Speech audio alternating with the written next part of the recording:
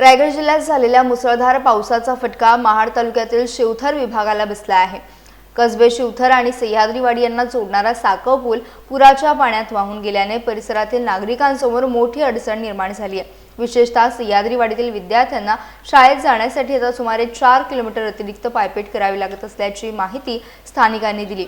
हा साकव परिसरातील शेतीच्या वाहतुकीसाठी महत्त्वाचा असल्याने शेतकऱ्यांच्या अडचणी वाढल्या आहेत। याशिवाय कुंभे शिवतर गावाच्या पाणीपुरवठ्यासाठी वापरण्यात येणाऱ्या विहिरीत पुरामुळे मोठ्या प्रमाणात गाळ साचल्याने पाणी दूषित झाल्याची बाब समोर आली आहे। दुसरीकडे गावातील स्मशानभूमीची शेडही पुरात वाहून गेल्याने स्थानिकांना आणखी गैरसोयींचा सामना करावा लागत आहे।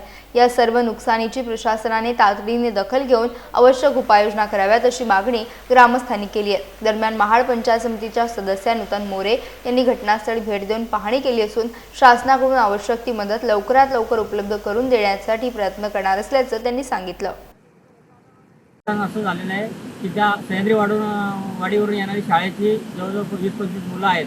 त्यांना जवळजवळ आता ह्या ब्रिज नसल्यामुळं कुंभे शिवतर मार्गे अशा खालच्या पुलावरून येणं जवळजवळ 4 ते 5 किलोमीटर पायी वाट करावी लागत आहे।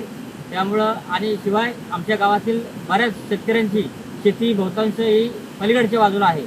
त्यामुळं शेतकऱ्यांचं मोठं नुकसान हाल झालेले आहेत जाण्या येण्यासाठी।